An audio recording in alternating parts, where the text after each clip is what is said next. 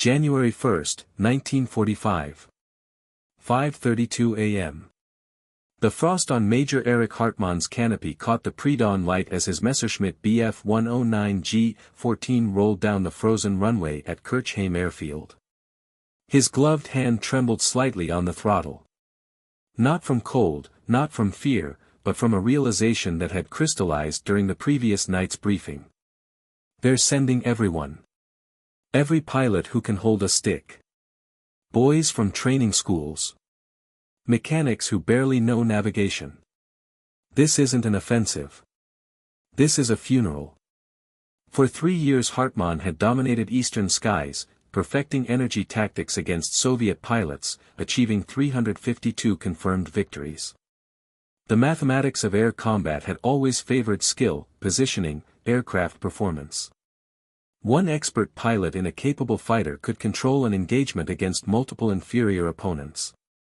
That calculus was about to be shattered not by enemy pilots but by the industrial arithmetic that had already decided the war. Around him, 900 Luftwaffe fighters were taking off from bases across Germany. The largest single-day air operation Germany had mounted since 1940. Operation Bodenplatte, the ground plate. The objective, destroy Allied aircraft on the ground at bases across Belgium, Netherlands, France. Eliminate Allied air superiority in one massive coordinated surprise attack. Support the failing Ardennes offensive. Turn the tide through audacity and concentration of force. Hartmann knew the numbers. Knew what headquarters wouldn't acknowledge. The Allies had 15,000 operational aircraft in the European theater.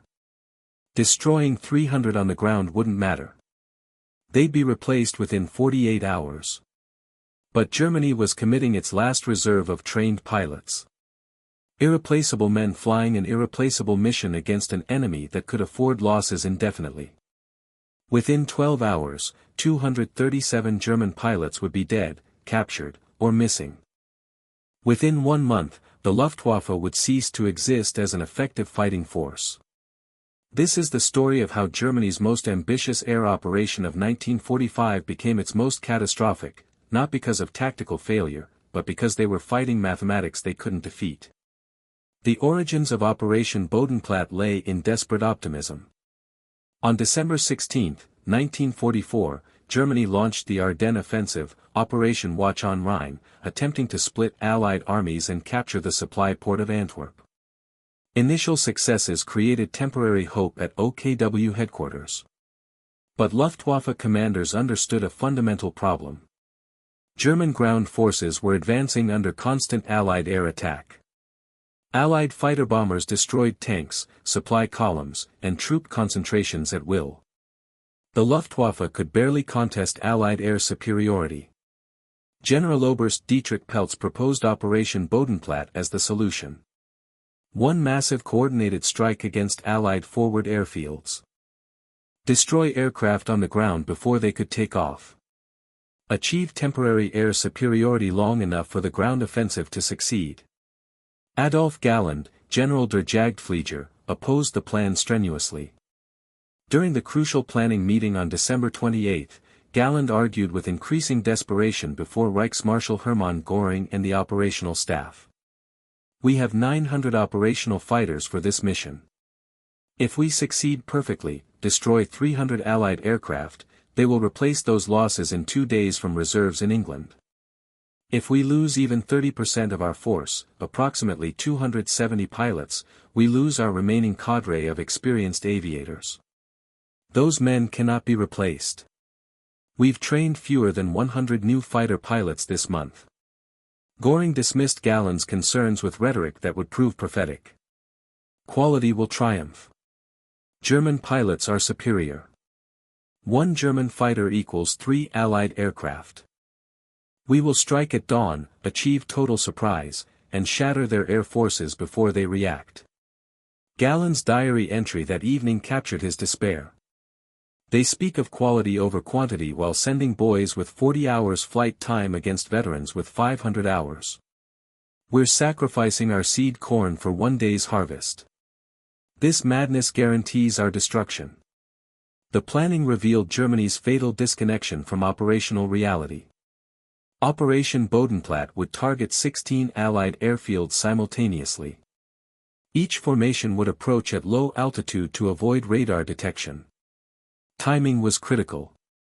All strikes had to hit at precisely 9:20 a.m., during the morning stand-down when aircraft would be refueling and rearming. The operational order required radio silence during approach. Navigation would depend on Junkers Ju-88 Pathfinder aircraft leading each formation to its target. The plan assumed perfect coordination across 900 aircraft, flawless navigation by pilots with minimal experience, total surprise despite Allied radar networks, and that destruction of 300 aircraft would meaningfully impact Allied operations. Every assumption was flawed. Behind German desperation lay Allied abundance that rendered the entire operation strategically meaningless before the first aircraft took off. By January 1945, Allied air strength in Europe reflected American and British industrial dominance. The numbers were staggering. Operational Allied aircraft, European theater, January 1, 1945. USAF 8th Air Force heavy bombers, 2,500 B-17s and B-24s. USAF 9th Air Force tactical fighters and bombers, 3,800 P-47 Thunderbolts, P-51 Mustangs, P-38 Lightnings, B-26 Marauders. RAF Bomber Command, 1,600 heavy bombers. RAF 2nd Tactical Air Force, 1,400 fighters and fighter bombers. Additional Allied Air Forces, Canadian, Polish, French, Belgian units, 1,200 aircraft. Reserve aircraft in Britain awaiting deployment, 4,500 plus. Total operational Allied aircraft available, approximately 15,000. Monthly Allied aircraft production reaching European theater, 2,500 aircraft. German comparison. Total Luftwaffe operational fighters, all fronts, 1,600 aircraft. Available for Operation Bodenplatte, 900 aircraft, 56% of total fighter strength. Monthly German fighter production reaching operational units, 380 aircraft. The ratio of available forces, 15,000 Allied aircraft versus 1,600 German aircraft, approximately 9.4 to 1. Even if Bodenplatte destroyed 500 Allied aircraft in a perfect scenario, the Allies would still maintain 14,500 operational aircraft, a ratio of 16 to 1 assuming Germany lost nothing. Hauptmann Johannes Steinhoff, wing commander in JG-7, understood these numbers when he briefed his pilots on December 31. His words were recorded by several attendees. "We are ordered to attack Focal airfield tomorrow at dawn. Intelligence reports 90 Allied aircraft based there. If we destroy every single one, the RAF will have replacements from England within 24 hours. If we lose even 10% of our pilots, 30 men from our group alone, we cannot replace them. This mission trades our irreplaceable pilots for the enemy's replaceable aircraft. That is not strategy. That is suicide disguised as tactics." The pilot training disparity compounded Germany's disadvantage. By January 1945, the average Luftwaffe pilot arriving at an operational unit had 110 total flight hours. Of those, perhaps 40 hours were in combat aircraft. Most had never fired their guns in combat. Navigation training was minimal, radio procedure rushed, formation flying barely practiced. Fuel shortages meant training emphasized ground school over actual flying. Allied pilot training programs reflected industrial abundance. American fighter pilots graduated from training with 320 flight hours minimum. This included 40 hours instrument training, 60 hours formation flying, 80 hours in combat aircraft types, gunnery training with thousands of practice rounds fired. British pilots received similar comprehensive training. Most importantly, Allied replacement pools were enormous. At any given time, 3,000 fully trained American fighter pilots waited in Britain for assignment to operational units. The RAF maintained similar reserves. If a squadron lost 3 pilots, 3 trained replacements arrived within 48 hours. Germany had no such reserves.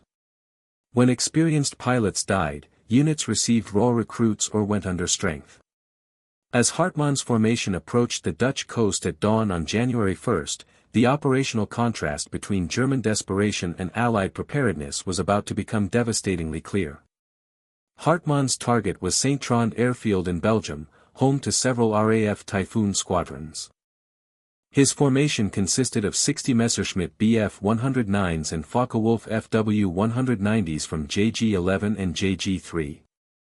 The attack plan called for approaching at treetop level, achieving complete surprise, strafing parked aircraft, and withdrawing before Allied fighters could respond.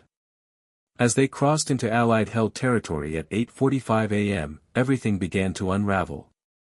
The Ju-88 Pathfinder that was supposed to lead them to Saint-Trond had become separated in clouds over Germany. The formation leader, a 23-year-old lieutenant with 67 total flight hours, wasn't certain of the navigation. At 9:10 a.m., 10 minutes before the planned attack time, the formation was still searching for the target. At 9:18 a.m., they found an airfield. Whether it was Saint-Trond or another base was unclear. The order to attack was given. Hartmann later described what happened with bitter precision in his post-war memoir. "We dove on the airfield at full throttle. I could see aircraft parked in neat rows. Typhoons. Spitfires. Perhaps 40 aircraft total. Beautiful targets. Our first passes achieved complete surprise. I saw aircraft exploding, burning. We made multiple runs. No anti-aircraft fire initially. Then everything changed. Within minutes of the first pass, Allied anti-aircraft positions opened fire with devastating effect. Hundreds of automatic cannons, Bofors 40mm guns, and machine guns created a wall of fire. German fighters began falling. Hartmann saw 5 aircraft shot down on their second strafing pass. The formation broke apart as inexperienced pilots panicked under fire. Some attempted to escape at low altitude. Others climbed into Allied radar coverage. At 9:47 a.m., Allied fighters arrived. Squadrons of Spitfires and Tempests that had been on standing patrol scrambled toward the attack. The ensuing combat was massacre. German pilots low on fuel and ammunition, scattered across the sky, many with minimal combat training, faced veteran Allied pilots in superior aircraft. Hartmann, one of history's greatest aces, couldn't protect the novices around him. The mathematics were impossible. He later recounted. I shot down 2 Spitfires in the first engagement. It changed nothing. For every Allied fighter I killed, 3 more appeared. My wingman, 19 years old, 53 hours total flight time, lasted 4 minutes in combat. A Tempest got on his tail. He didn't know the evasive maneuvers. Didn't have the experience. I watched him die. That scene repeated across 16 Allied airfields simultaneously. The pattern was identical. Initial surprise achieved. Parked Allied aircraft destroyed. Then overwhelming response. Anti-aircraft fire decimating low-flying German formations. Allied fighters swarming from patrol positions. German pilots falling. At Eindhoven airfield, JG-6 lost 18 aircraft. At Brussels-Evere, JG-27 lost 23 aircraft. At Metz-Freskede, JG-53 lost 14 aircraft. At Focke airfield, the attack achieved the greatest tactical success. The German formation destroyed 36 Typhoons on the ground. But the attackers lost 16 aircraft.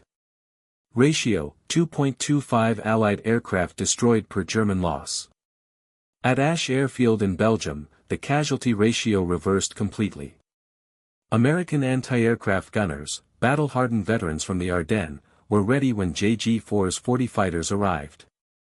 Within 15 minutes, they had shot down 26 German aircraft. The Americans lost 13 P-47 Thunderbolts destroyed on the ground. Ratio, 0.5 Allied losses per German loss. 2 German aircraft lost for every American aircraft destroyed. By noon January 1, the operations results were being tabulated at both Allied and German headquarters. The numbers told a catastrophic story. Operation Bodenplatte final accounting. German losses. Aircraft destroyed, 237 fighters. Pilots killed, 143. Pilots captured, 71. Pilots missing presumed dead, 23. Total pilot casualties, 237, approximately 26% of attacking force. Allied losses. Aircraft destroyed on ground, 320 aircraft, mix of fighters, bombers, transports. Personnel killed, 26 ground crew and pilots. Allied aircraft were replaced within 72 hours from reserves in Britain. Allied pilots killed represented less than 1% of available pilot reserves. German pilots lost represented 15% of remaining experienced fighter pilots on all fronts. At RAF Saint-Trond, the base Hartmanns formation had attacked. Ground crew began damage assessment by 11 a.m. Flight Lieutenant Michael Bentworth, Squadron Engineering Officer, documented the scene in his report. We lost 14 Typhoons destroyed, 8 damaged reparable. By 1400 hours, replacement aircraft were arriving from reserve depot at Hawkinge. By 1600 hours, we had 16 new Typhoons operational. By the following morning January 2, we were at full squadron strength, 24 operational aircraft. Turnaround time from attack to full operational capability, 22 hours. The replacement system reflected Allied logistics philosophy. Every forward airfield maintained connection to depot networks in Britain. Replacement aircraft were kept in reserve, fueled, armed, ready for immediate transport. Damaged aircraft were either repaired locally by mobile maintenance units or written off and replaced. No aircraft was irreplaceable. German replacement reality was opposite. Luftwaffe units reporting losses on January 1 received standardized response. Aircraft losses noted. Replacement priority will be assessed based on available production and strategic requirements. Expect 4 to 6 weeks for replacement delivery if approved. Priority is Eastern Front operations. In practice, most units never received replacements for Bodenplatte losses. The 237 lost fighters represented more than half of Germany's monthly production reaching operational status. The lost pilots were simply irreplaceable.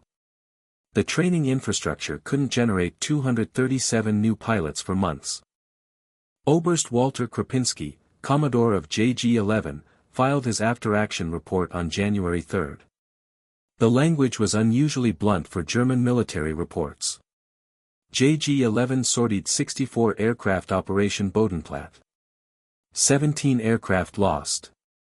19 pilots killed, captured, or missing.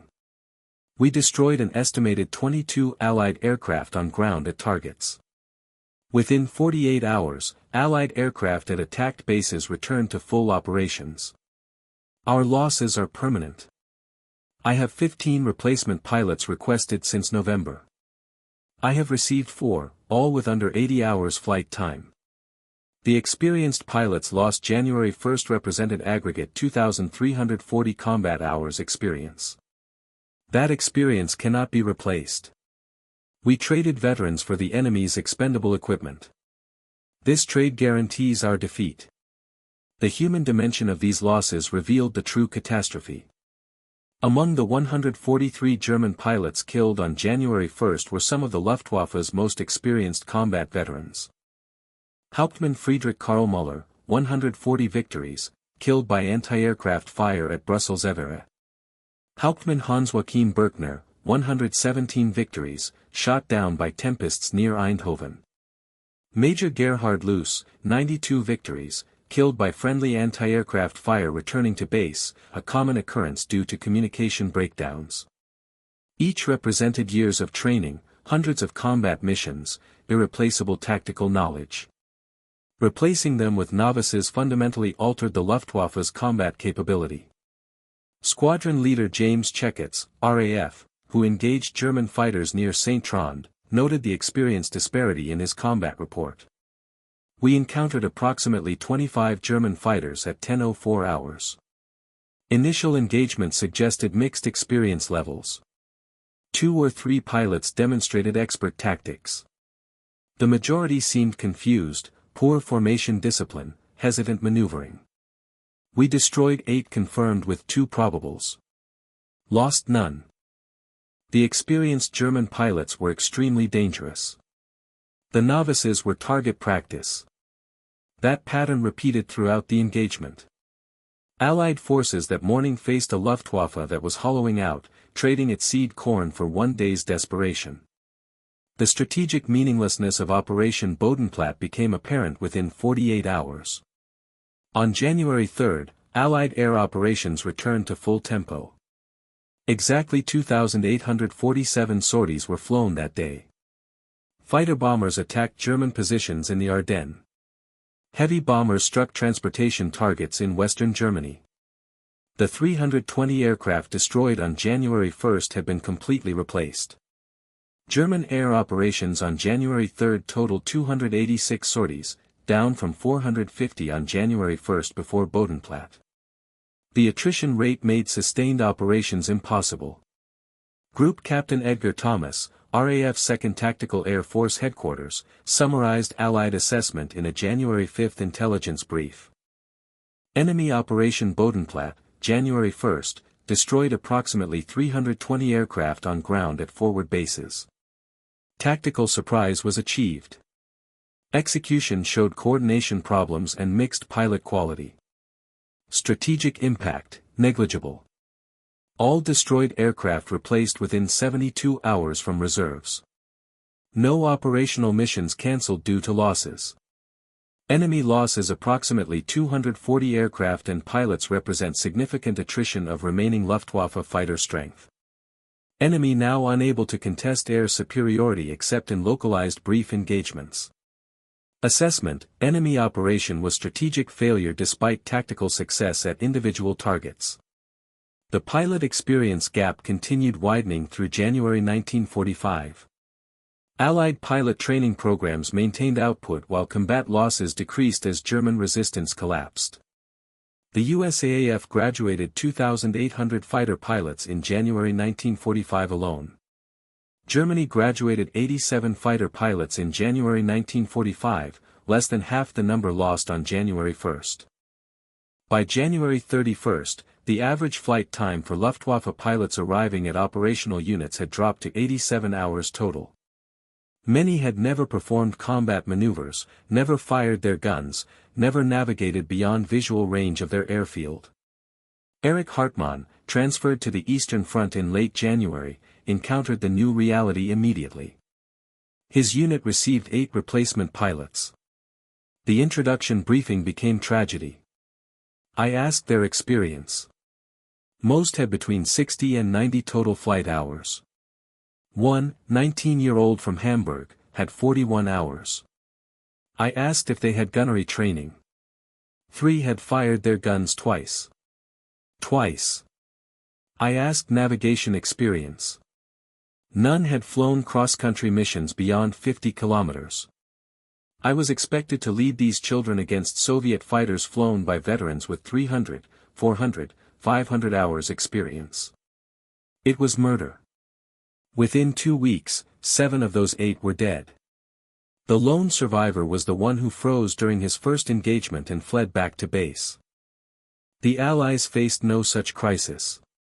Lieutenant Robert Johnson, assigned to 62nd Fighter Squadron, 56th Fighter Group in February 1945, described the American experience.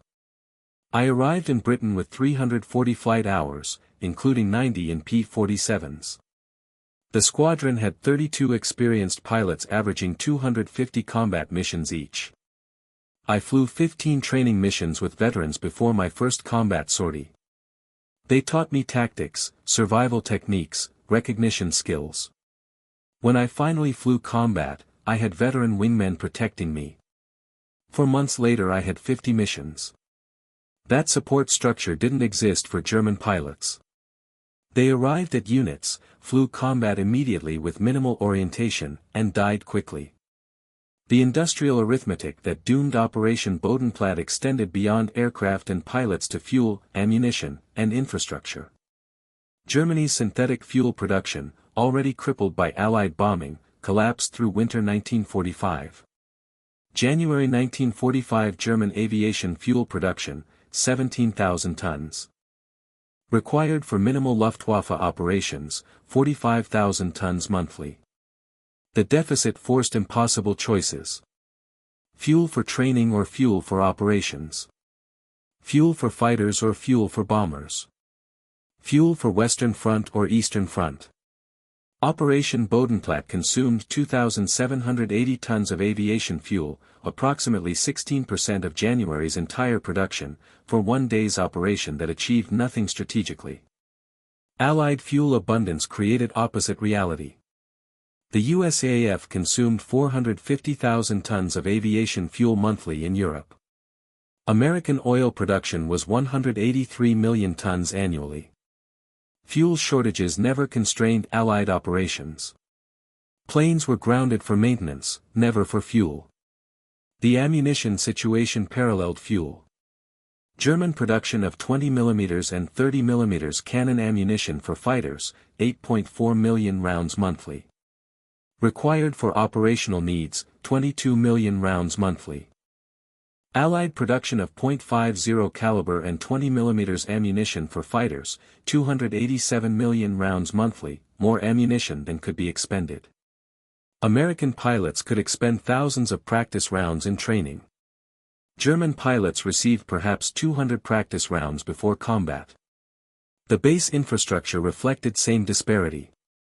Allied forward airfields in Belgium, Netherlands, and France featured concrete runways, extensive maintenance facilities, supplied by uninterrupted logistics chains from ports.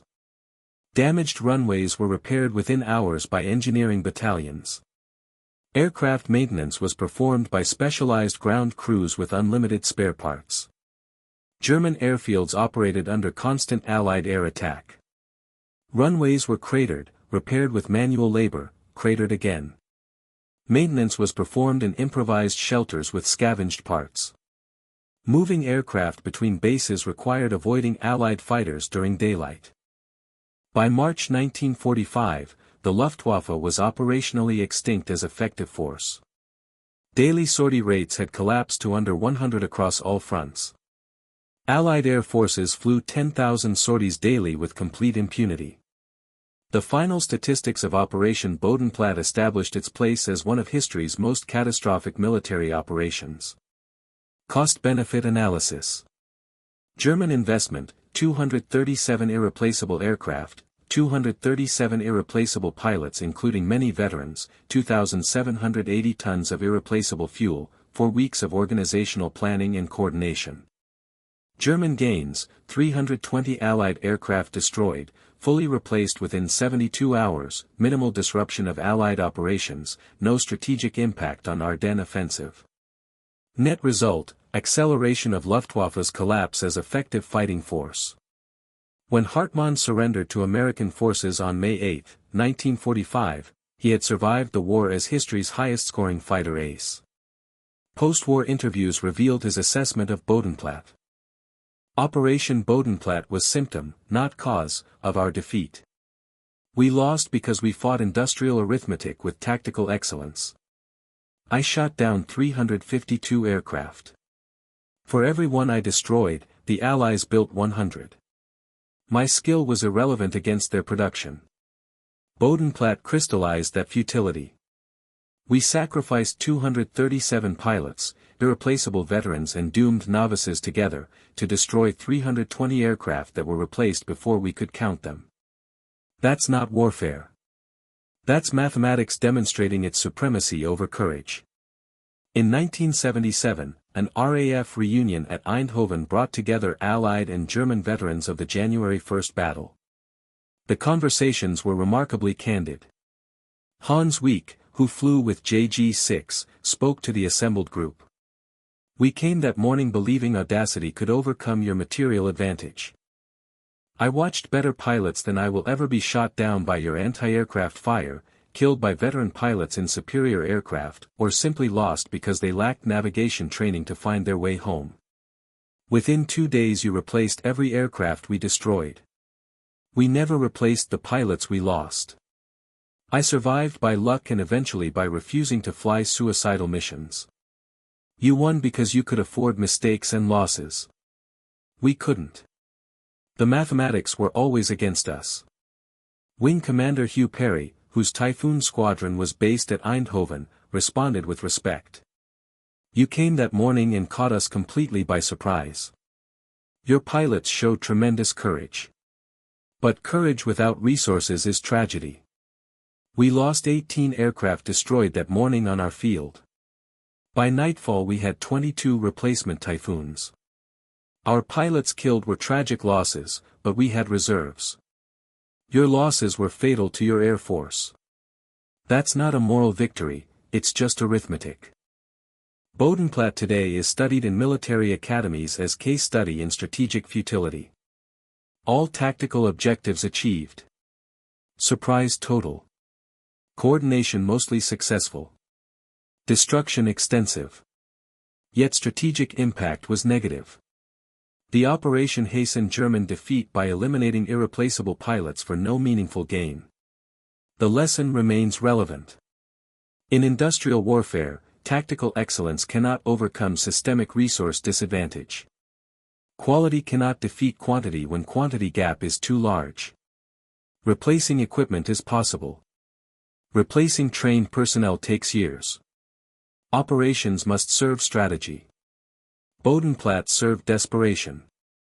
The memorial at Eindhoven Airfield today lists names of 26 German pilots killed in the attack. Nearby stands plaque reading, "They came with courage to a battle already lost. They fought mathematics that no bravery could defeat." The final arithmetic proves the point. Germany committed 900 aircraft, lost 237, destroyed 320 Allied aircraft. Allied replacement rate exceeded German destruction rate by 400%. Within 1 week, Allied strength was greater than before the attack. German strength had permanently decreased by 15%. The mathematics of industrial warfare rendered courage, skill, and tactical brilliance ultimately meaningless against overwhelming production. Operation Bodenplatte was Germany's largest air operation of 1945. It was also their last. By month's end, the Luftwaffe existed only in name. The sky belonged completely to Allied aircraft, flying unopposed, destroying what remained of German resistance. That dominance came not from better pilots or better tactics. It came from factories in Detroit, Birmingham, and across Allied nations that built aircraft faster than Germany could destroy them. One day's desperate gamble met years of industrial preparation. Mathematics won. It always does.